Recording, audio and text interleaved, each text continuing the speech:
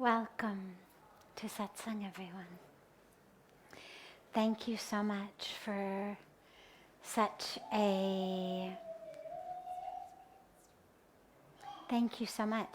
a beautiful way of beginning the Satsang. Such beautiful kirtan and singing and chanting, and really, really beautiful. And that mantra, the Mahamrityunjaya Mantra, which you hear so frequently, it's one of the most sacred mantras that we have, and it's something that's chanted at so many different ways, different times of life. We chant it every evening in the sacred yagna ceremony that we have. But there's a piece of it that for me is especially important, that I was reminded of tonight as you were chanting it. Because a lot of times when we're embarking on our spiritual path, it feels very much like it's this grit your teeth very hard, abstain from this, abstain from that it's this path of lots of sweat, perspiration, difficulty. And the mantra, I won't use too much time tonight, but it's a beautiful teaching, because it speaks about, oh God, make me like that fruit that is so ripe that it automatically disengages itself from the vine. Meaning, when we talk about that sense of detachment on a spiritual path, and we talk about abstaining from or not being attached to, whether it's material possessions, whether it's particular types of relationships, whether it's just the general stress and strain of a daily life. It's not make me detached from it through great pressure and lots of work and, pull me off that.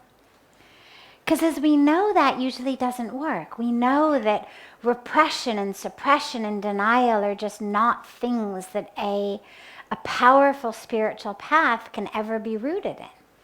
It has to be rooted in a growing, a blossoming, a flowering on the inside that automatically renders us unattached to the rest. And this mantra is so beautiful because it speaks exactly of that.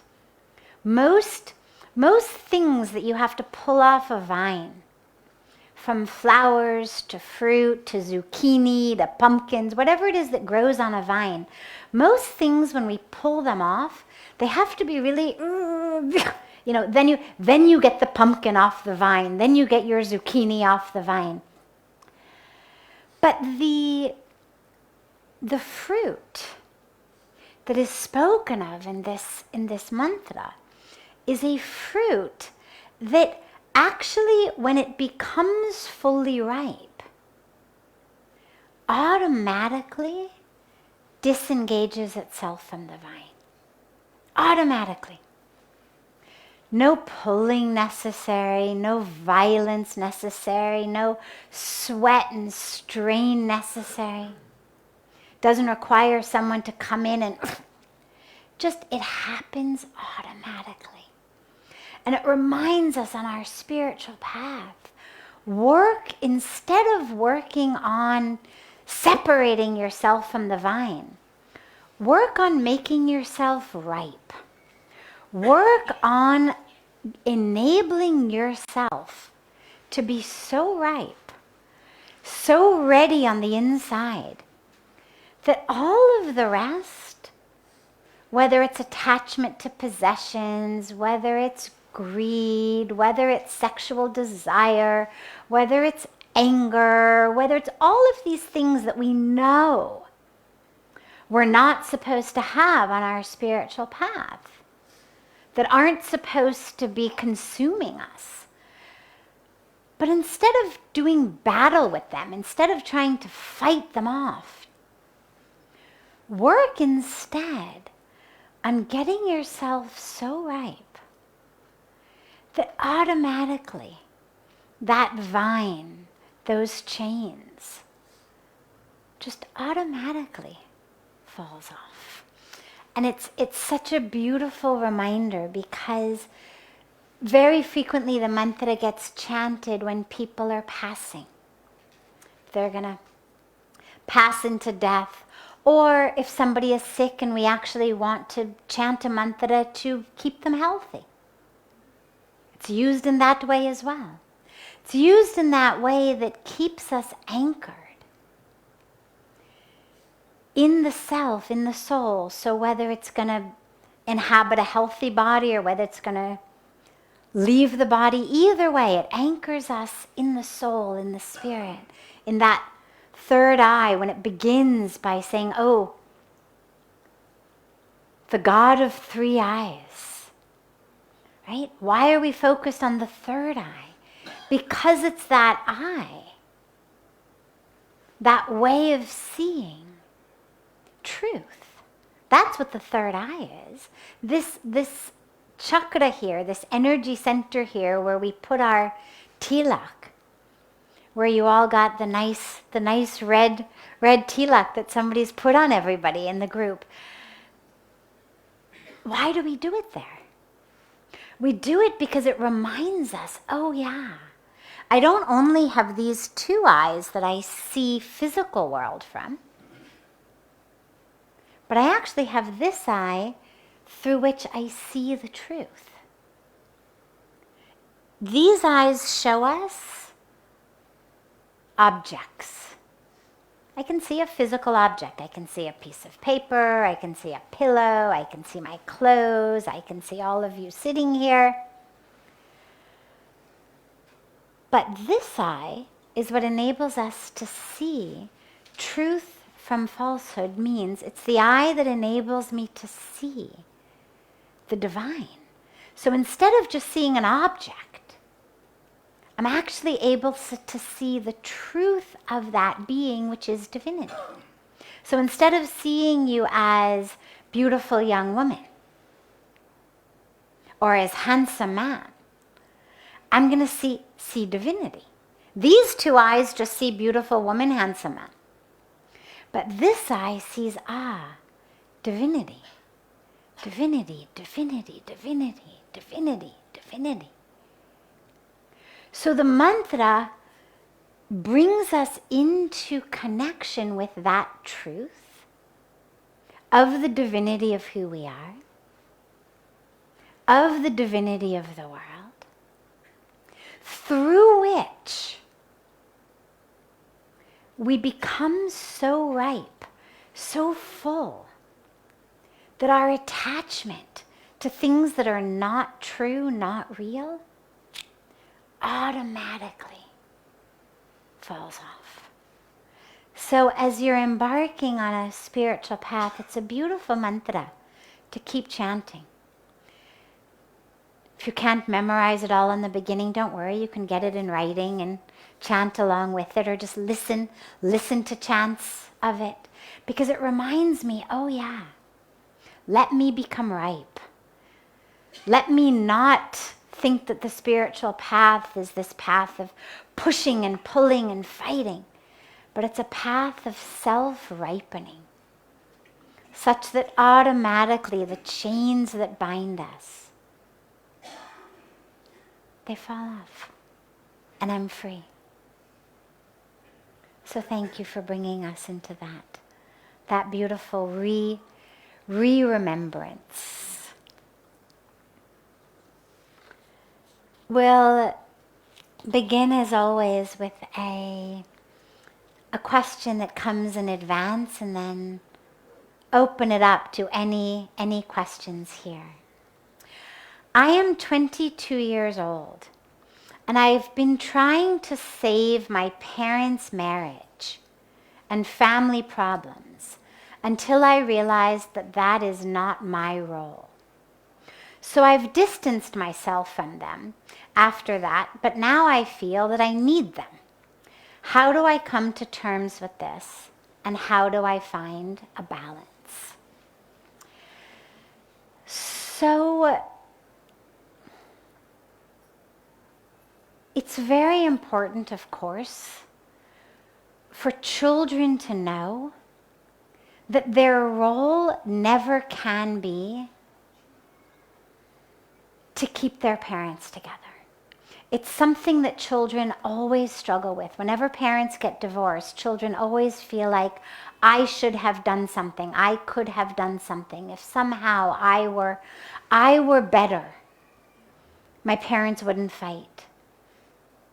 And this is true even if parents don't get divorced. If parents just fight but they stay together, kids always feel it's my fault. So of course the first piece is not your fault. And no, you're not going to be able to hold them together.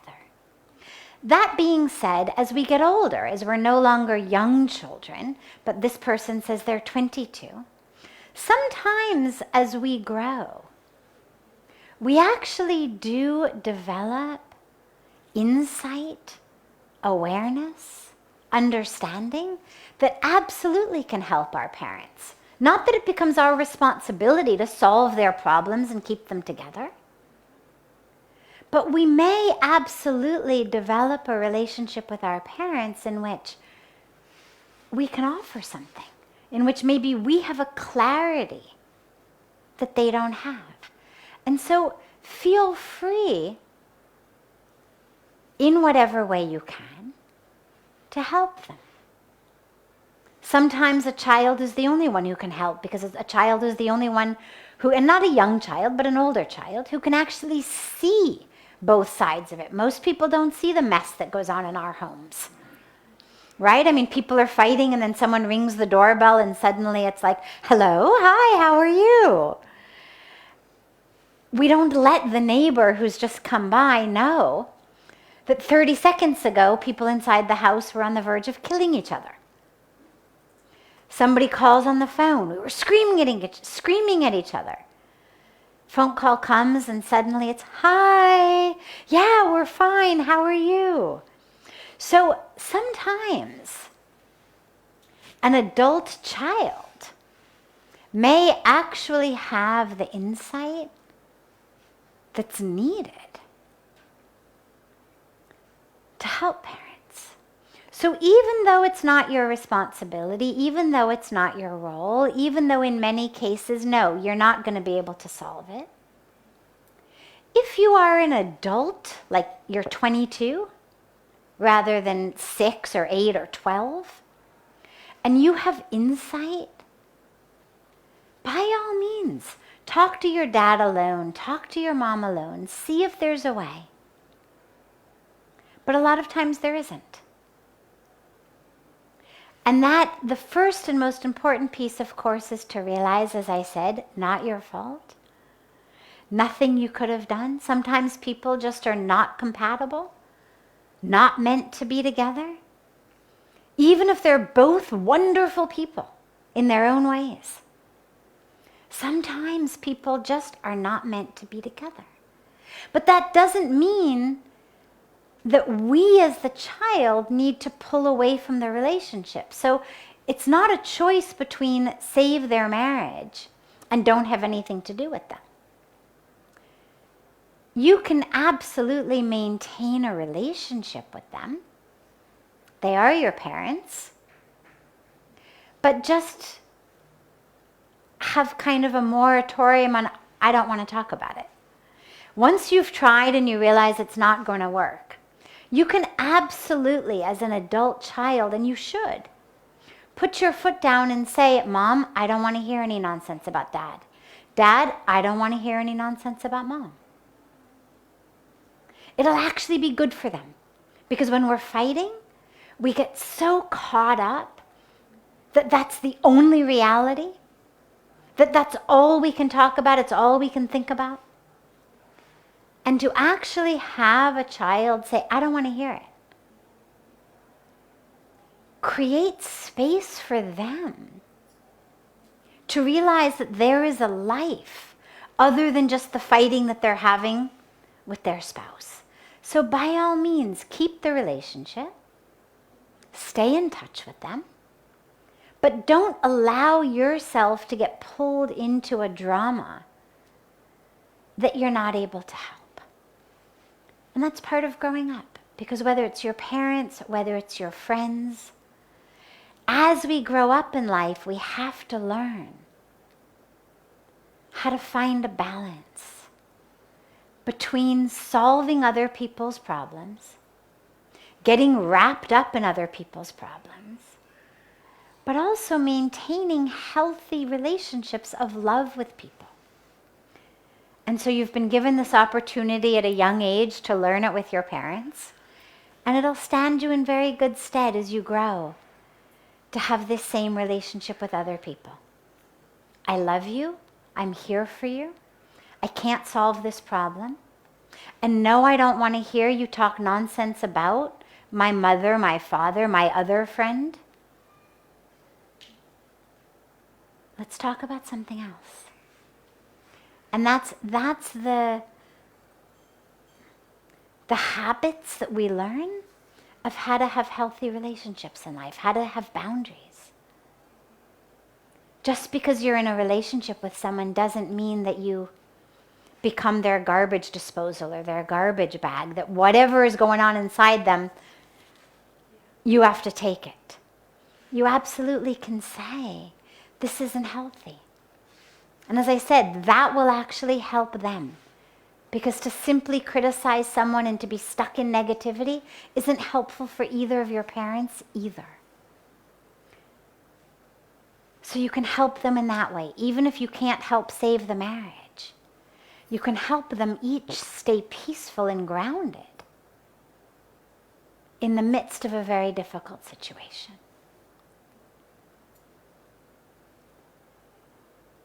So, before taking any of the other questions that have come in advance, I'm happy to open it up if there are any questions that anyone here has. Yes? I've been coming here the last 6-7 years doing yoga courses. Wonderful. I'm Yes. looking now to do a Kriya yoga course, to discover more about the chakras. I Wonderful. think I read somewhere something about the chakras is where like karmic problems are stored, stuff like that. So I was wondering if you could tell a little bit more about the chakras, like karma, and how these exercises helps restore them to the highest spiritual. Sure. So the chakras that we have, and I already spoke about the Agya chakra, which is our third eye center, which is the energy center of the power of discrimination, the power to see truth from falsehood. But all of our chakras, these are the energy centers of the body. And he's asking, are they where our karma is stored? So, karma is that which comes with us. Some of it from lifetime to lifetime. We've got 3 different types of karma. The short term, medium term, long term. I won't go into all of that tonight because that's a whole lecture in and of itself, as is a lecture on the chakras.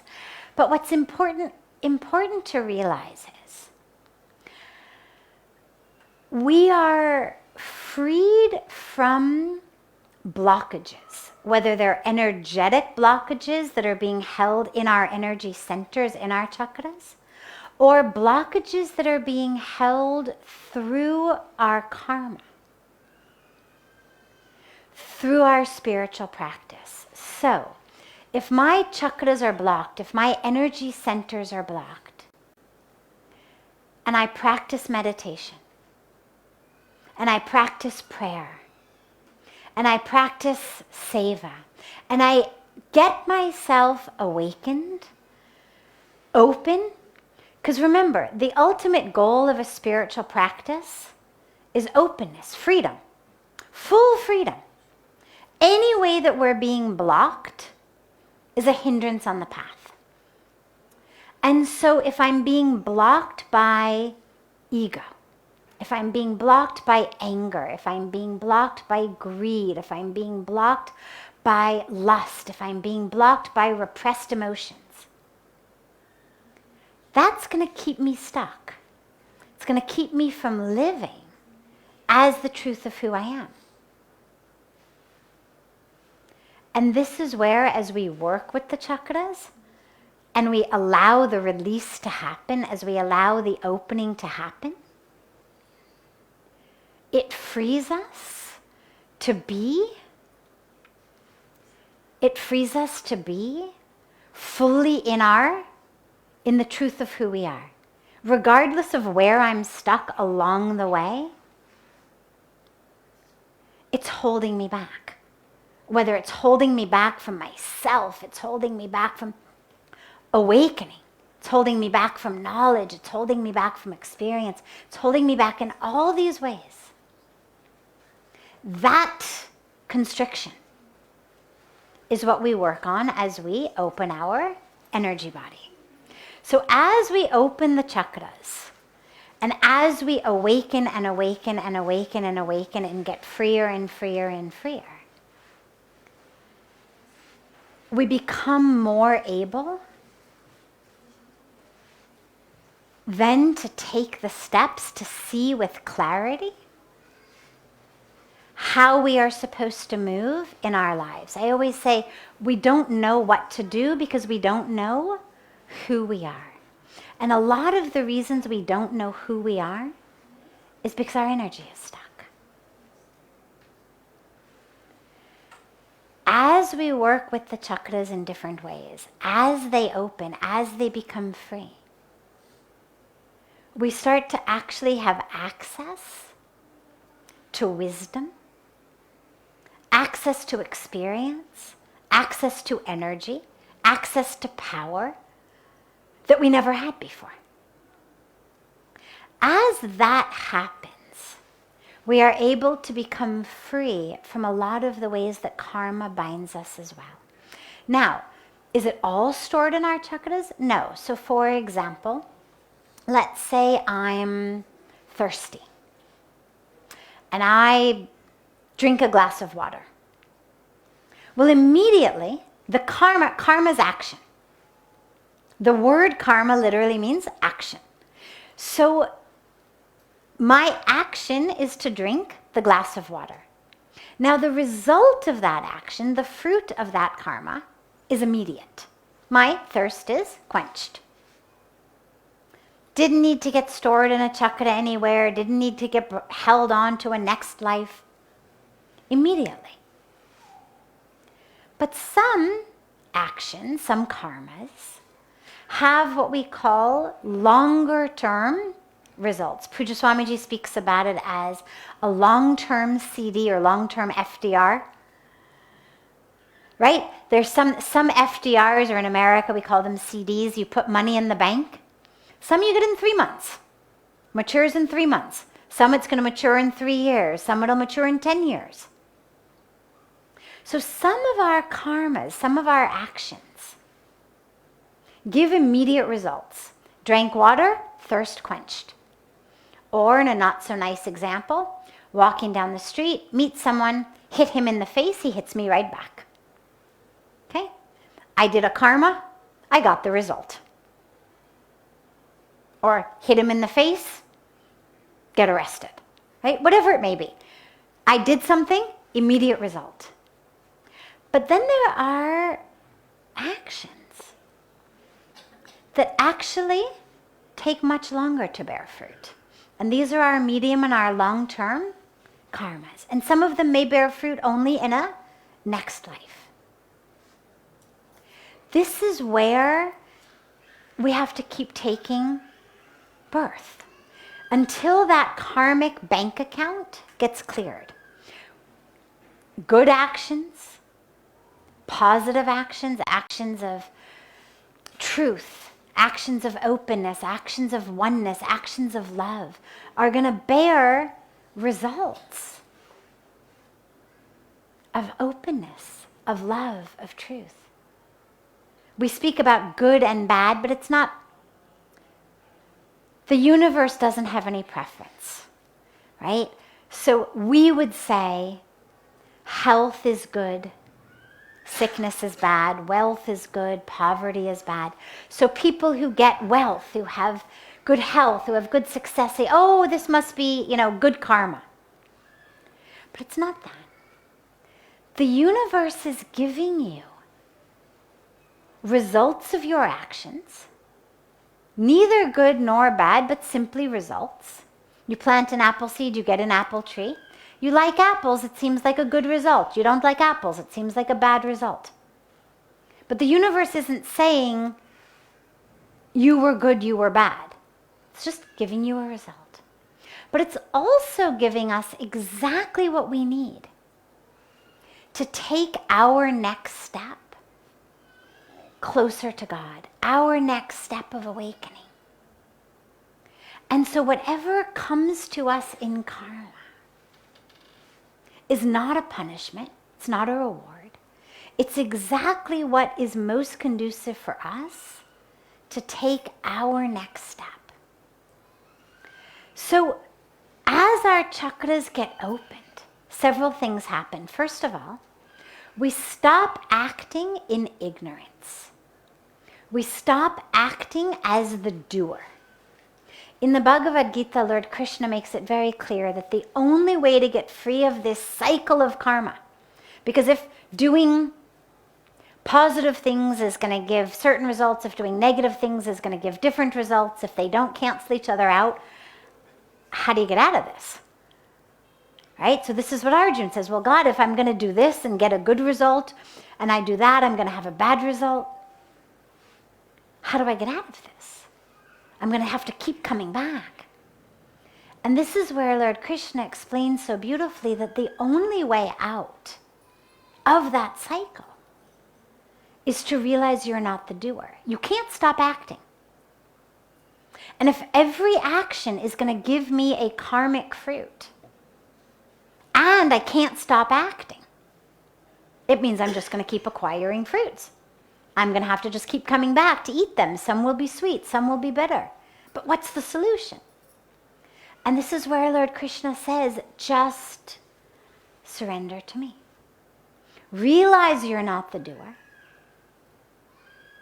Stop acting from a place of doership and start acting from a place of total surrender. Realize you are a tool, an instrument in God's hands.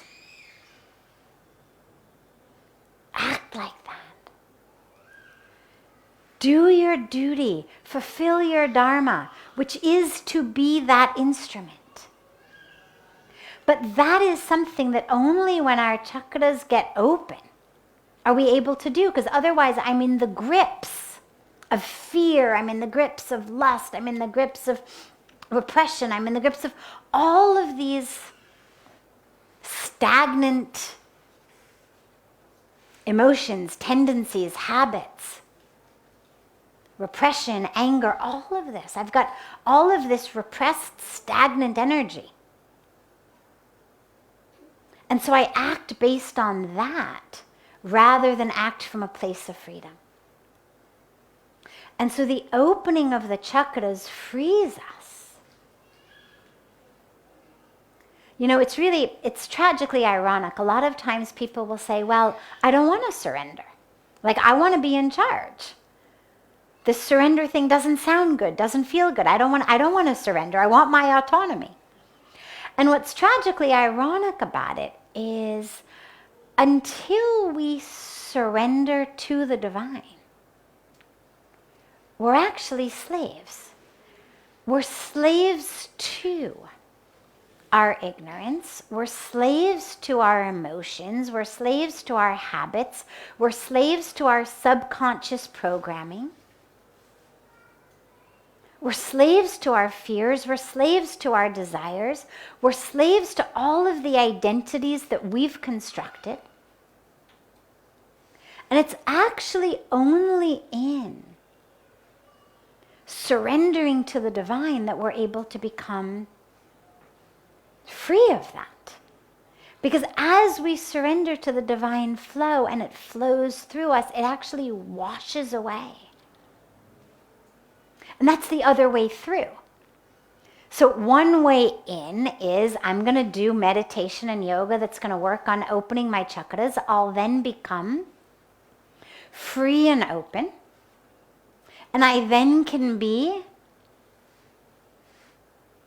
connected to the divine and free from this cycle of karma. Another way in is to say, I'm going to just surrender completely. Everything I am, everything I do, everything I have, every minute, my mantra is just going to be surrender, surrender, surrender, surrender. As I surrender, I become a vessel for the divine flow. As I become a vessel for the divine flow and it flows through me, it automatically washes through places where I'm stuck. And it automatically opens me. That's what happened to me. I had never done any meditation, any type of sadhana. And I had this, as many of you know, this just divinely gifted experience of connection to God that brought about in me such a complete surrender that just said, whatever you say, just take me, use me, let me just be connected to you. Let me just be a vessel for you. That became literally my only prayer. And I ended up having so many experiences of having the chakras just literally blasted open, of having energy just flow through my body in the most extraordinary way. And I know it's not me. I've spoken to so many people who have had experiences like this just from complete surrender to God. So you can actually go in either way. Go in through surrender, you'll be used. That energy will flow through you. Then things will take care of themselves. Or go in through the actual work of the chakras. It'll clear you. You'll become a vessel. You'll become a channel. The flow will come through. Either way in. So either way works. It doesn't matter. What matters most is to say, okay, right here in this moment, this is the karmic package I have. This is what I've been given. This physical body, this set of circumstances in my life. How can I, using all the tools at my disposal, my awareness, my gyan, wisdom, my yearning for more gyan, that what we call jigyasya, that desire to know, which has brought you all here into satsang, that yearning to know, that yearning to dive into truth. I use that. I use my devotion, my love, use my practice, my meditation, my yoga, my seva. Use whatever I can to take this current situation I'm in, this current karmic package, and to use it to become free. to use it to accept fully and completely this amazing opportunity, this amazing invitation that the divine universe has given us to connect with it. I mean, it's literally like this divine universe, the divine is standing here going, yes, I'm here, come, come, come. Right? I mean, you know the games that we play with little kids who love us, right? We say, come here, and the kid is just learning to walk, wobbles, wobbles, wobbles over, and to give the big hug. Kids jump into parents' arms in swimming pools. Come, come, jump, it's okay, I'll catch you. I've got you. So literally, the divine is come. And we're over here. And we're suffering. And our eyes are closed. And we're all worried about all of these aspects of our suffering. And what all of this gives us, all the different paths of yoga, when we say Gyan and Bhakti and Karma Yoga, our sadhana, all of this, what it gives us is a way to actually come into the arms of the divine. To actually accept that opportunity. And to become one. To become one in love, one in spirit, one in soul. So however you do it, they're all taking us to the same place. Yes. Wonderful. So we have time for one more question, if there is another question here. Yes. A few years ago, I was traveling in a train, midnight, probably an hour past midnight. Suddenly I got up, took a great bliss. Bliss means I'm extremely happy. I don't know why I was happy 1 hour past midnight. I don't know the reason. I don't think it's because of I got the money, or I got the job, or I got the position, or anything like that. I still couldn't understand. Wonderful. Why was that? Wonderful. So an hour after midnight, many years ago, I woke up on a train, suddenly, super happy. No money, no job. Not that you didn't have it, but it wasn't because of the money, not because of the job. Why did this happen? Well, herein lies another tragic irony. If you woke up an hour after midnight, super stressed, oh my God, what if the train is late? What if I miss this? Oh my God, where are my children now? Maybe my house is burning down. Here I am on the train. Did I forget to turn the gas off? What's happening? It wouldn't stick with you so long that years later you'd come in and ask about it in satsang. Because you'd think, well, to normal hai. Naturally, we're all stressed. To wake up in our sleep. I mean, raise your hand if you've ever woken up in the middle of the night worried about something. Right?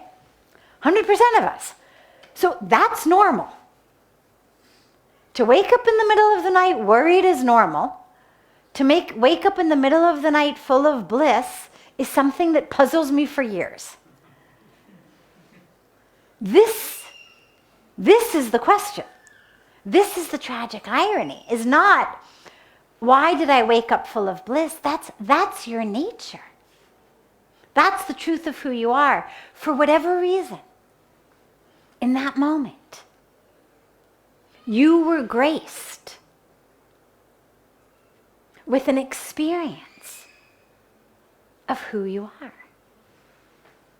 The question is, why is it so infrequent? Why doesn't it happen all the time? Why are we so ready to accept waking up in the middle of the night stressed and upset, and being stressed and upset all day long?